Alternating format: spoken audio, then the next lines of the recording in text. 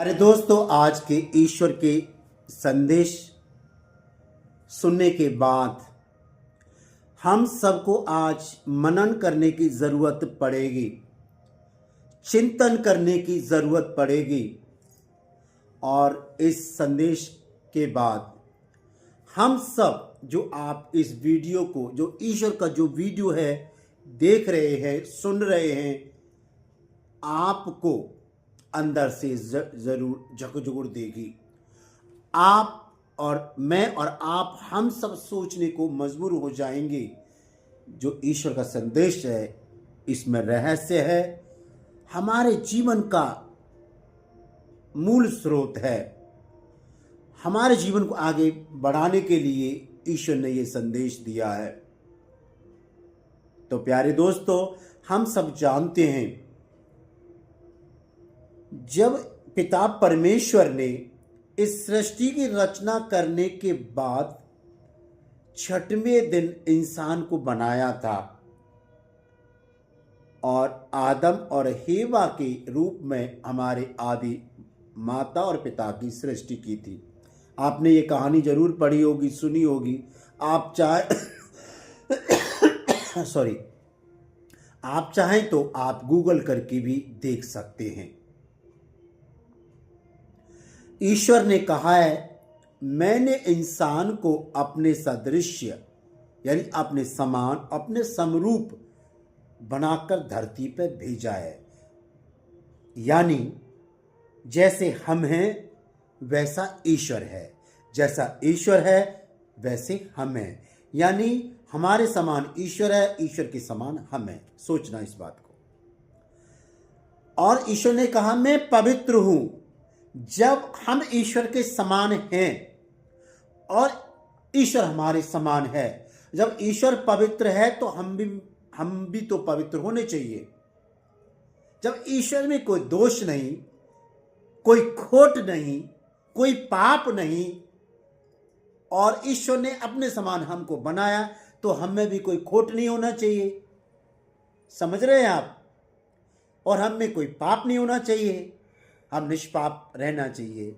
जब ईश्वर ने हमें हमारी माता के द्वारा इस संसार में भेज दिया और पिता के द्वारा हमारा पालन पोषण हुआ, फिर इसके बाद में हम जैसे ही इंसान बड़ा होता जाता है, पापों की गिरफ्त में आ जाता है, शैतान के चंगुल में फंस जाता है।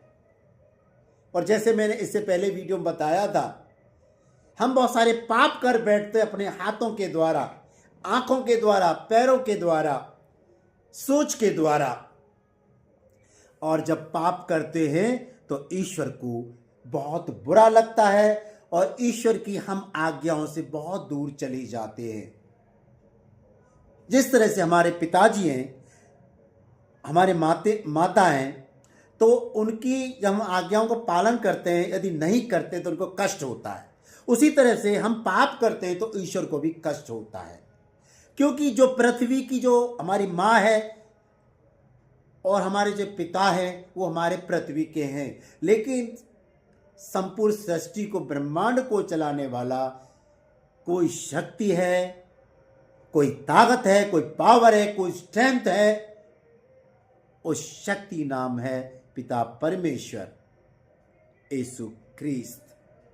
समझना इस बात को।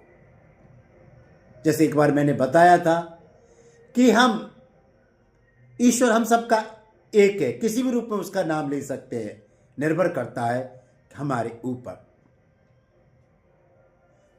तो ईश्वर ने कहा है, जैसा मैं हूं वैसा ही इंसान है, जैसा मैं पूर्ण हूं वैसा इंसान पूर्ण है।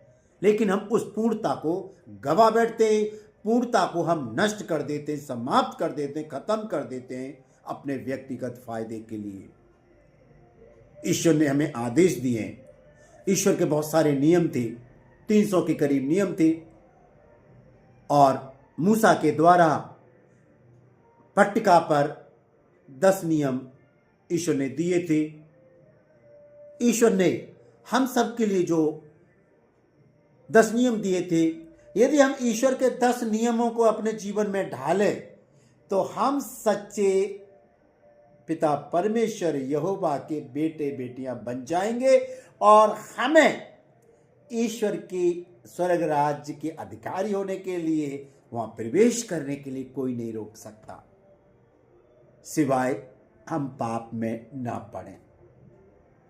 क्योंकि जब इंसान जन्म लेता शिशु के रूप में, उसमें कोई पाप नहीं रहता। वो व्यभिचार नहीं करता, वो चोरी नहीं करता, वो डकैती नहीं डालता, वो रिश्वत का पैसा नहीं लेता, वो चालाकी नहीं करता, वो ईर्ष्या, जलन, कपट, द्वेष, छूत की भावना नहीं रखता। लेकिन जैसे इंसान बड़ा होता जाता, सब कुछ प्रारंभ हो जाता है। ईश्वर ने तो उस बच्चे को एक निष्पाप भेजा था, संसार में रहते सब कुछ हो गया, पाप वाला जीवन प्रारंभ हो गया। और जब इंसान धरती से जाता है, पाप सहित ही जाता है। यदि ईश्वर के पास जाने से पहले अपने पापों को स्वीकार कर ले पश्चाताप के द्वारा, तो हमारे पाप ईश्वर धो देता है, नष्ट कर देता है। लेकिन उन पापों को हम ना करें। तो ईश्वर ने आदेश दिया है, जो ईश्वर के जो 10 नियम थे। पहला नियम, मैं प्रभु तेरा परम ईश्वर हूं, यानी मैं पिता परमेश्वर इकलौता ईश्वर हूं।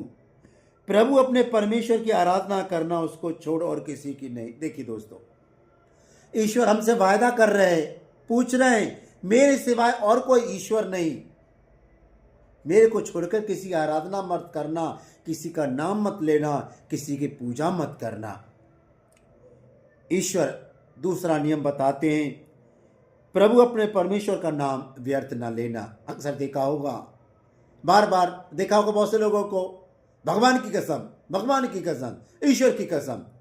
अरे आप कुछ काम कर रहे हो, आप अपने व्यक्तिगत फायदे के लिए कुछ अपना झोली भरना चाहते हो और ईश्वर को उसमें गवाह बनाना चाह रहे हो। ईश्वर ऐसे नहीं चाहता, और ईश्वर ऐसे झूठे लोगों को, ऐसे फरेबी लोगों को पसंद नहीं करता।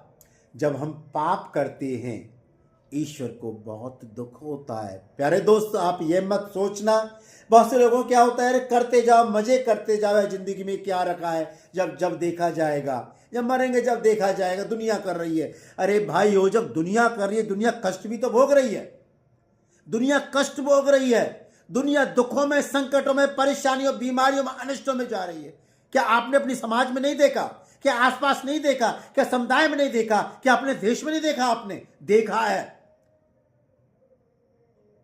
अपने दिमाग को देखो, सोच को देखो, दिलो दिमाग को देखो, झांक के देखो। यदि सोचो, यदि कोई गाली दे रहा है तो आप सोचोगे वो भी गाली दे, मैं भी गाली दूं? नहीं, कतई नहीं। कोई दूसरा चोरी कर, आप बोलोगे मैं चोरी करूं? नहीं। यदि दूसरा कोई चोरी कर रहा है तो वो चोरी कर रहा है, उसका परिणाम वो भोगेगा। तो इसका मतलब यही हो गया कि जो गलत करेगा वो उसका दंड मिलेगा, नहीं मिलेगा? तो आप सोचते हो कि वो चोरी कर रहा था, मैं भी चोरी करूंगा? नहीं, गलत सोच है आपकी। और ईश्वर हमसे बोलते हैं, प्रभु का दिन पवित्र रखना। ईश्वर ने 6 दिन तक समग्र सृष्टि की और 7वें दिन आराम किया था, उसको सबत बोलते हैं। यानी ईश्वर ने आदेश दिया है कि जो पवित्र दिन है ना, जो सबत का दिन है, वो मेरी आराधना करना, मेरा गुणगान गाना और मेरे किए हुए कार्यों को याद करना। कैसे मैंने पृथ्वी बनाई, कैसे नदी, नाले, पहाड़, ग्लेशियर बनाए, कैसे जीव जंतु, जानवर, पेड़ पौधे बनाए, कैसे इंसान को बनाया, और कैसे मैंने, जब तुम कष्टों में थे, बीमारियों में थे, जब तुम दुर्घटना हुई, तुम्हारा एक्सीडेंट हो गया था, तुम हॉस्पिटल में भर्ती थे और तुम वहां से जीवित होके आ गए, और डॉक्टर के द्वारा, अच्छी दवाई के द्वारा आप लोग जीवित होके आ गए। शुक्र अदा करो उन डॉक्टरों का, क्योंकि जब ईश्वर की इच्छा होती है तो वेदों के ऊपर ईश्वर हाथ रखते हैं, उनको समझ देते हैं ये अच्छी दवाई जो दे रहे हैं उस मरीज को फायदा करेगी। वो ईश्वर की इच्छा होती है। जब डॉक्टर हमारी लोग देखभाल करते हैं, हमें ठीक करते हैं ना, दवाई देते हैं, वो ईश्वर का रूप होता है, उनमें ईश्वर की आत्मा डाली जाती है। ईश्वर खुद अपनी आत्मा डालते हैं उन डॉक्टरों के ऊपर। तो इसीलिए उस पवित्र दिन को याद रखना कि जब आप बीमार थे, लाचार थे, परेशान थे, गरीबी में थे, एक्सीडेंट हो गया, किसी भी तरह से मृत्यु के बस में जा रहे थे, ईश्वर ने आपको बचा लिया, तो वो स्मरण करना, याद करना, ईश्वर की जय जयकार करना, महिमा गाना। और चौथे नियम में ईश्वर बोलते अपने माता पिता का आदर करना। प्यारे दोस्तों देखना, अपने माता पिता का आदर करना, ईश्वर के बाद में दूसरे हमारे माँ बाप भगवान होते हैं। बड़ा दुख होता है जब बच्चे बड़े हो जाते, बोलते हैं, अपने माँ बाप से लड़ते झगड़ते, यहां तक समाज में देखा कर लोग पिटाई भी करते हैं। धिक्कार ऐसे लोगों को। मैं तो ये बोलता हूं, चाहे आपके माँ बाप कैसे भी गंदे सही, आपके माँ बाप कैसे भी कोई, वो आपके लिए भगवान है, ईश्वर है। आप चाहते कि आपके माँ बाप ठीक से देखभाल नहीं करते, कोई बात नहीं, आप अपना ड्यूटी करो, कर्तव्य निभाओ, आपको ईश्वर आशीर्वाद देगा, जरूर आप आशीर्वाद देगा। चाहे किसी का माँ बाप कैसा भी हो, लंगड़ा लूला, काला गोरा, गरीब अमीर, उन बच्चों के लिए, बेटे बेटियों के लिए भगवान होते, ईश्वर होते, परमेश्वर होते। और माई एक ऐसी एक जरिया होती है, एक माध्यम होती है जो बच्चे को इस संसार में बाहर लेके आती है। 9 महीने कष्ट झेलती है, और जब तक बच्चा बड़ा नहीं हो जाता उसके गंदगी को साफ करती है। आप आज बड़े हो गए, थोड़ा टीनेज में पहुंच गए, अब माँ बाप अच्छे नहीं लगते, माँ बाप बूढ़े हो गए, आप जवान हो गए, आपके हो सकता है शादी हो गई, आपको माँ बाप बुरे लगते हैं। क्या आप बूढ़े नहीं हो गए क्या? यदि आपने ईश्वर का साथ साथ माँ बाप का आशीर्वाद ले लिया तो आप शत आयु जिएंगे, बिना बीमारियों की, बिना कष्टों के, तनाव की, चिंताओं की। एक बार करके तो देखिए। इसलिए ईश्वर बोलते हैं अपने माँ बाप का आदर करना। और 5वां, मनुष्य की हत्या न करना। लोग मनुष्यों की हत्या करते, बहुत सारे कारण होते हैं, लेकिन ईश्वर यहां से यही मना करते, मनुष्यों की हत्या नहीं कर। चाहे कोई भी कारण रहा होगा, मनुष्यों की हत्या मत करना, व्यभिचार न करना। ईश्वर ने बोला व्यभिचार कर, ये मूसा के द्वारा दिए हुए नियम है। लेकिन ईश्वर ने तो नए विधान में यह कहा है, यदि हम किसी औरत की तरफ, किसी लड़की की तरफ आंख उठावे देख लें, वो ऐसी है, तो सोचिए अपने मन में विश्वास को काम कर लिया, विचार कर लिया। ईश्वर ने यहां तक कहा है हमको पवित्र बनाने के लिए, व्यभिचार नहीं करना, चोरी ना करना। देखिए अगला ईश्वर का नियम, चोरी ना करना। चोरी किसी भी तरह की हो सकती है, पैसे की हो सकती है, धन दौलत की हो सकती है, अनेक प्रकार की, यानी चोरी नहीं करना किसी भी तरह की। चोरी तो चोरी है किसी भी तरह की, छोटी चोरी, बड़ी चोरी, चोरी चोरी। तो किसी की प्रकार की चोरी मत करना। झूठी गवाही न देना। देखिए यह ईश्वर के नियम है, मेरे नियम नहीं है। झूठी गवाही न देना। आप अपने सगे संबंधियों के फेवर करने के लिए, पक्ष में रहने के लिए झूठी गवाही इंसान देता है, ईश्वर मना करते हैं, ईश्वर का नियम नहीं है। यानी आप झूठी गवाही देकर उस आदमी को फंसाना चाहते हैं और अपने आप को दोष मुक्त करना चाहते हैं। यही तो हुआ ना। यदि उस ईश्वर विश्वास करते हैं तो झूठी गवाही न देना, पर स्त्री की कामना न करना। देखिए माता व्यभिचार न करना या पर स्त्री की कामना न करना। देखा होगा, हाँ आप समझदार इस बात को समझना, हम सोच रहे किसी के बारे में, सोच रहे पर स्त्री की कामना, यानी दूसरी औरतों के बारे में न सोचना। पराये धन पर लालच ना करना। देखिए पराये धन पर लालच ना करना। ईश्वर ने हमारी मेहनत के द्वारा, पसीने के द्वारा जो भी हमें धन दौलत शान शौकत जो कुछ भी दिया है, पैसा दिया है, उसी से संतुष्ट रहना, उसी के द्वारा अपना जीवन यापन करना। पराये धन पर लालच, यानी हमारे पड़ोसी में कुछ भी सही, चाहे हमारा पड़ोसी 100 मीटर का है, चाहे हमारा कोई भी है, उसके हम पराये धन का लालच ना करें। तो ईश्वर ने जो पहले नियम जो पहले नियम से लेकर के जो अंतिम नियम है, यदि हम सब ईश्वर के इन नियमों को मानेंगे, अपने जीवन में ढालेंगे, तो कोई भी हमें ईश्वर के आशीर्वाद लेने से नहीं रोक सकता। किसी भी प्रकार की शैतान की शक्तियां हमारे आगे नहीं आ सकती। आप इनको करके तो देखिए,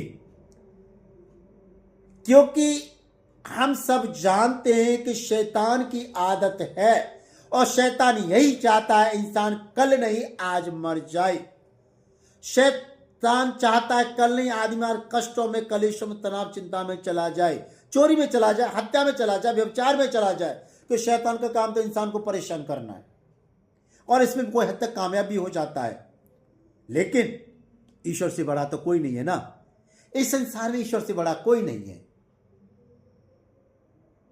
और यदि हम ईश्वर के और नजदीक आना चाहते हैं, उसके सच्चे पुत्र पुत्रियां, बेटे बेटियां बनना चाहते हैं, तो ईश्वर की प्रार्थनाओं के द्वारा, उपवास परहेज के द्वारा और रोजों के द्वारा शैतान को हजारों किलोमीटर भगा देंगे, कभी पास भी नहीं आएगा। तो प्यारे दोस्तों, आशा करता हूं ईश्वर के ये 10 नियम हम सबको निपुण बनाएंगे, श्रेष्ठ बनाएंगे, ईश्वर की बेटे बेटियां बनाएंगे जरूर। हम किसी प्रकार के शैतान के चंगुल में ना आए, शैतान की जो आत्मा होती है उसके चंगुल में ना आए। केवल जो हमारे पास है, हम शादीशुदा हैं, पत्नी हैं, केवल संतुष्ट रहें। जो भी धन ईश्वर ने दिया संतुष्ट रहे, झूठी गवाही न दें, एक ही ईश्वर की आराधना करें जो अदृश्य शक्ति है, संसार को चलाती है। पर स्त्री की कामना न करें, माता पिता का आदर करें। यदि हम ईश्वर के 10 नियमों पर चलेंगे तो हमारे जीवन में किसी प्रकार की समस्या, दुविधा, दुख, संकट, परेशानियां कभी नहीं आएंगी और हम, हमारा परिवार, हमारे बच्चे, हमारी पत्नी, माता पिता, बहन भाई, समुदाय और सब आगे आगे बढ़ते जाएंगे और हमारे घरों में किसी प्रकार की समस्या कभी नहीं आएगी। हम जो कमाएंगे ईश्वर उसमें आशीर्वाद देगा, हम फलते फूलते जाएंगे और हमें घर में किसी प्रकार की घटी नहीं होगी। हमारा घर, हमारा शरीर हमेशा रोग मुक्त रहेगा, हमारे पास में कोई समस्या कभी जिंदगी में नहीं भटकेंगी। तो प्यारे दोस्त, आशा करता हूं ईश्वर का संदेश आप सबको पसंद आएगा। ईश्वर आपको आशीर्वाद दे।